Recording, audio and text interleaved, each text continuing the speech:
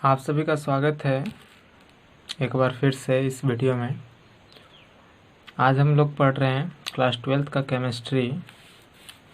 Chapter का नाम है विलयन, लेसन 2 है और ये वीडियो नंबर 3 है। ऑलरेडी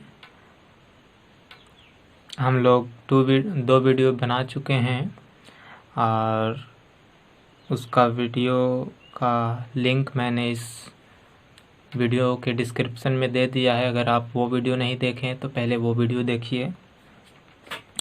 और इस चैप्टर में चल रहा था हमारे पास सांद्रता पद। सांद्रता के 5 पद हम लोग पहले पढ़ चुके थे, अब की 6ठा पद है जिसका नाम है मोलरता। तो देखिए मोलरता कहते किसको हैं कि विलयन के 1 लीटर आयतन में उपस्थित विलेय के मोलों की संख्या उस विलयन की मोलरता कहलाती है। इसे एम से सूचित करते हैं और आपको ये सलाह दिया जाता है कि आप पहले वीडियो नंबर 1 और 2 देखिए, जिसका कि डिस्क्रिप्शन में लिंक दिया हुआ है, तब इस वीडियो को देखिए, अच्छी तरह से समझ पाएंगे। तो चलिए शुरू करते हैं। बताया कि विलयन के 1 लीटर आयतन में उपस्थित विलेय के मोलों की संख्या को उस विलयन की मोलरता यानी उस विलयन की मोलरता कहलाती है। इसे बड़का एम से यानी कैपिटल एम से सूचित करते हैं। तो देखिए यानी मोलरता बराबर क्या हो जाएगा, तो मोलरता बराबर हो जाएगा यानी कैपिटल एम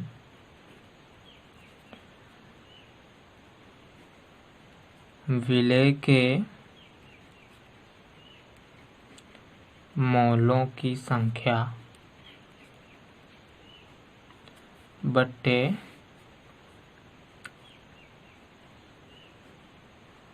विलयन का आयतन।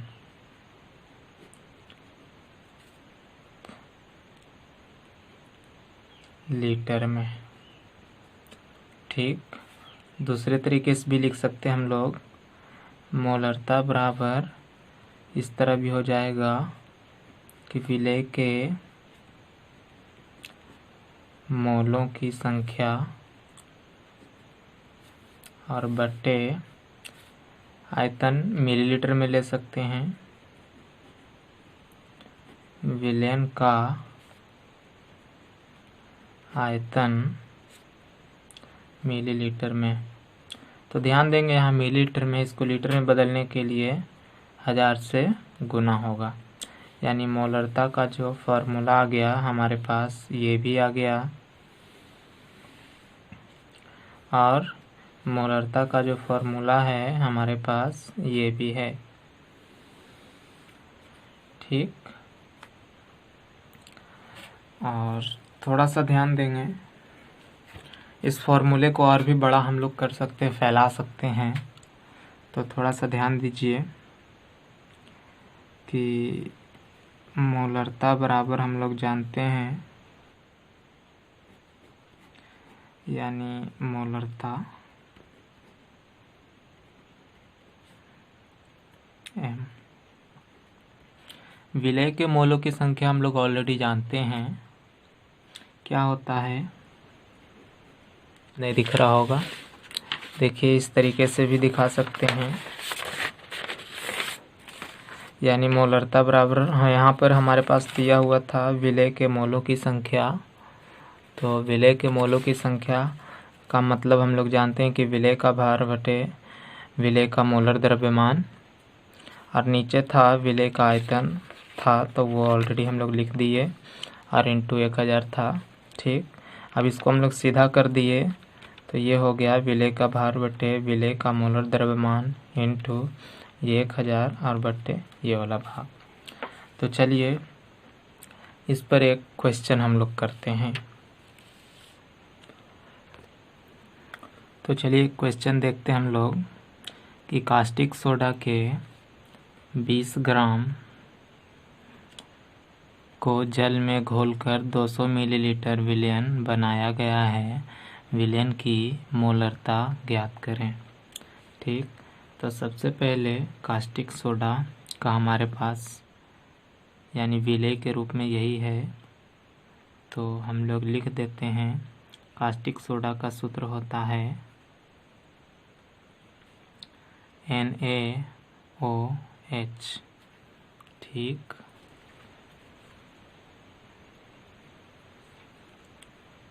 का भार हमारे पास दिया है 20 ग्राम। ठीक, अब हम लोग इसका अनुभार निकाल देते हैं। तो अनुभार निकालना ज़रूरी है क्योंकि अभी हम लोग फार्मूला लाए थे, तभी हम लोग मोल निकाल सकते हैं। मोल के लिए ये वाला प्रयोग होता है, तभी इसमें यानी मोलर द्रव्यमान चाहिए, उसी को अनुभार बोलते हैं। या फिर इस फार्मूले को लगाना चाहते तब भी मोलर द्रव्यमान चाहिए। ठीक, तो हम लोग निकाल लेते हैं। NaOH का मोलर द्रव्यमान कितना हो जाएगा? तो Na का होता है 23 जोड़ O का होता है 16 और H का होता है 17। तो हमारे पास हो गया, एक होता है तो हो गया जोड़ के हमारे पास 40। ठीक, और यहाँ पर ही विलयन का आयतन दिया हुआ है 200 मिलीलीटर। तो चलिए अब सूत्र जानते हैं कि मोलरता बराबर होता है विलेय का भार बटे विलेय का मोलर द्रव्यमान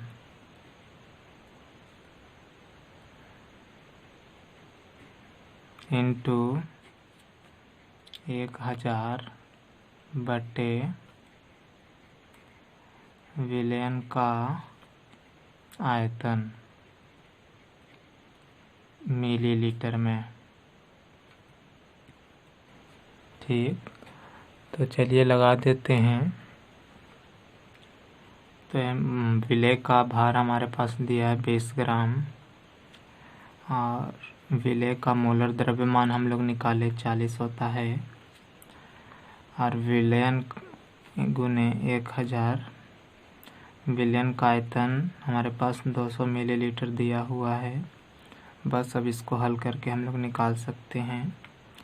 तो 20 एकम 20, 20 दूनी 40, 2 जीरो से 2 जीरो कैंसिल हो गया, 2 से काट देंगे तो 5 आ जाएगा और 5 को 2 से डिवाइड कर देंगे तो m बराबर हमारे पास आ जाएगा 2.5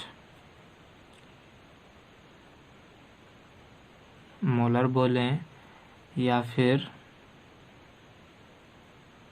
इसका जो हम लोग मात्रक निकाल सकते हैं 2.5।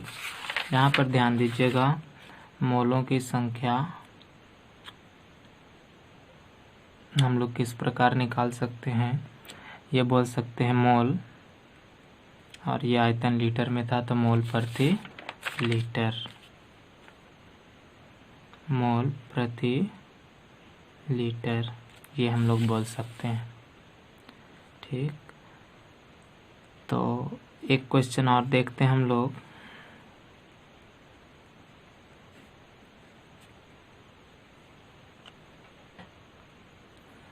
अगला क्वेश्चन देखिए, दिया हुआ है कि 250 मिलीलीटर m/10 विलयन बनाने के लिए निर्जल सोडियम कार्बोनेट की मात्रा ज्ञात करें। तो सबसे पहले हमारे पास दिया हुआ है, हल करते हैं। जो जो बात दिया है वो लिख देते हैं कि विलयन का हमारे पास दिया हुआ है विलयन का आयतन। तो विलयन का आयतन हमारे पास दिया है 250 मिलीलीटर। उसके बाद मोलरता, जब भी बड़ा कैपिटल M का बात होए तो इसका मतलब मोलरता दिया हुआ है। तो विलयन की मोलरता दिया हुआ है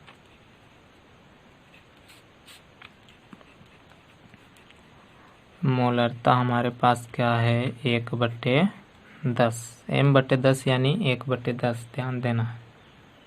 आगे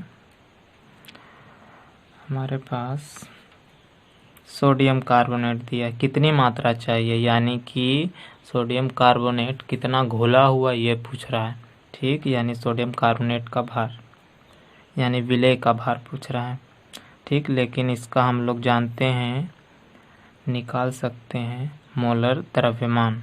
तो सोडियम कार्बोनेट का फार्मूला होता है Na2CO3 का मोलर द्रव्यमान। तो मोलर द्रव्यमान किस प्रकार निकाल सकते हैं, सोडियम का होता है 23 और ये 2 सोडियम है तो 2 प्लस कार्बन का होता है 12 और हमारे पास ऑक्सीजन का होता है 16 और 3 ऑक्सीजन है, तो ये इसको हम हल कर देंगे तो आ जाएगा 106। ठीक, पूछा क्या गया है, तो विलेय का भार। ठीक, तो थोड़ा सा पीछे देख लीजिए, विलेय का भार पूछा गया है, तो यहाँ हम विलेय का भार को रोकेंगे तो मोलरता गुने मोलर द्रव्यमान गुने आयतन और बटे नीचे में 1000 हमारे पास ये आएगा।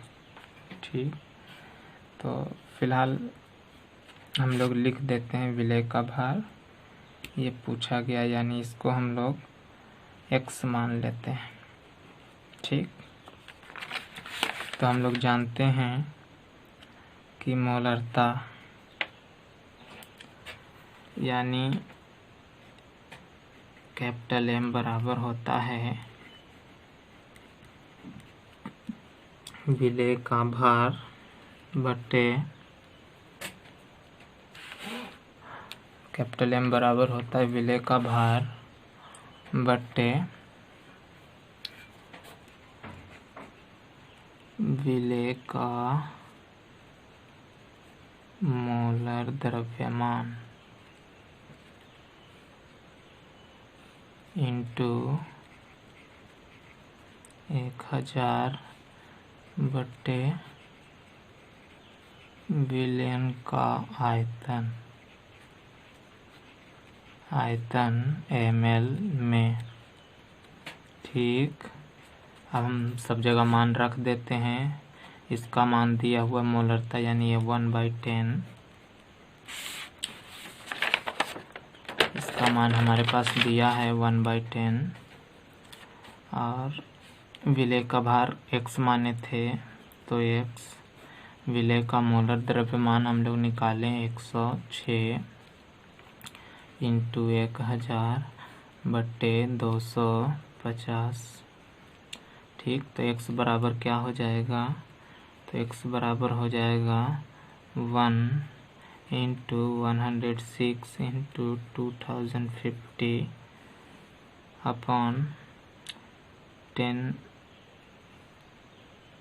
ये नीचे आ जाएगा तो 10 इंटू 1000, तो काट देंगे तो इस प्रकार आ जाएगा 0 से 0 और 25 चौके 100, ये 0 और भी आएगा, काट देंगे तो आ जाएगा 106 बट्टे 40, काट सकते हैं हम लोग 2 से तो ये हो जाएगा 53 और बट्टे 20 भाग दे देंगे तो आ जाएगा हमारे पास 2.65 ग्राम, है ना। ये हो जाएगा हमारे पास आंसर। तो अगला स्टेप हम लोग देखेंगे मोलरता। तो मोलरता और मोलरता में थोड़ा सा का अंतर है, इसमें र है और इसमें ल है। इंग्लिश में भी एक वर्ड का ही अंतर है, इसमें आर है इसमें एल है। ठीक, तो ध्यान देना, इधर 1 लीटर आयतन होता है और इधर 1 लीटर 1 kg विलायक होता है, बस थोड़ा थोड़ा अंतर है। तो यही है कि 1 kg विलायक में उपस्थित विलेय के मोलों की संख्या मोललता कहलाती है, इसे स्मॉल m से दिखाते हैं। ठीक, तो उसी तरह हम लोग फार्मूला बना सकते हैं कि मोललता यानी बराबर हो जाएगा विलेय के मोलों की संख्या बटे विलायक का द्रव्यमान kg में। ये हमारे पास विलायक का द्रव्यमान था।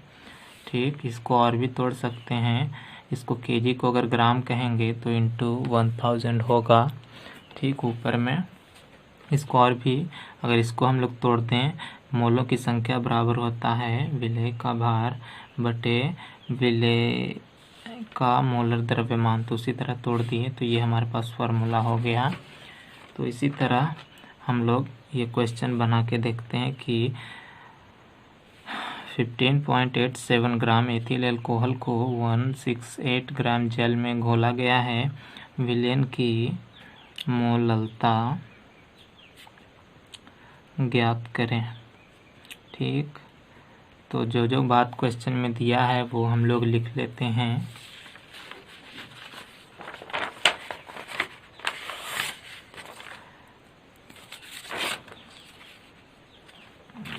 दिया हुआ है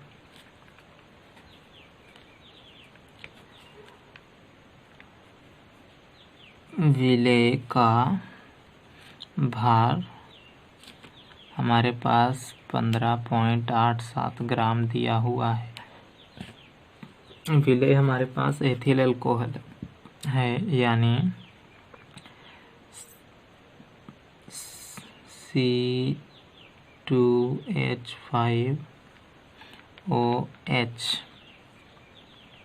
तो C2H5OH है, इसका मतलब हम लोग इसका मोलर द्रव्यमान निकाल सकते हैं। ठीक, तो क्या हो जाएगा, कार्बन का होता है द्रव्यमान 12, 2 कार्बन है तो 12 इंटू 2। आगे है हाइड्रोजन 5 तो 5 इंटू 1 इंटू 5। ठीक, आगे है ऑक्सीजन तो 16 प्लस हाइड्रोजन है 1। तो ठीक, हमारे पास आएगा टोटल 46। आगे हम लोग दे देते हैं विलायक दिया हुआ है यानी जल। तो विलायक का द्रव्यमान हमारे पास दिया हुआ है 168 ग्राम। ठीक, तो बस अब हम लोग फार्मूला लगा के इसको हल कर देते हैं। ठीक, तो हम लोग फार्मूला जानते हैं कि small m is equal to होता है विलेय का भार बटे विलेय का मोलर द्रव्यमान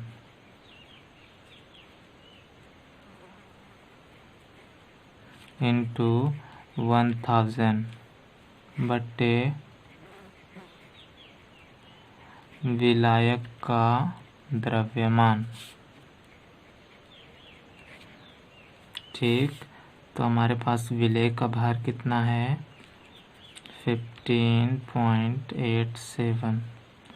इसका मोलर द्रव्यमान हमारे पास 46 है और इंटू 1000 अपॉन विलायक का द्रव्यमान हमारे पास 168 है। ठीक, हम इसको हल करेंगे तो हमारे पास लगभग आंसर जो आएगा 2.05 स्मॉल m आएगा। अगर हम लोग मात्रक की बात करें है ना, तो स्मॉल m का मात्रक होता है, देखेंगे यहाँ हमारे पास मोलों की संख्या मोल में होता है, द्रव्यमान kg में होता है। तो उसी तरह मोल पर kg। ठीक,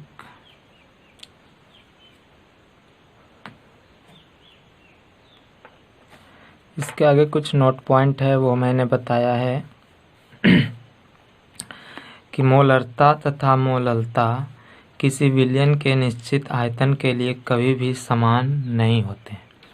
ठीक, यानी मान लिया जाए 1 लीटर विलयन का मोललता और मोलरता कभी बराबर नहीं होगा।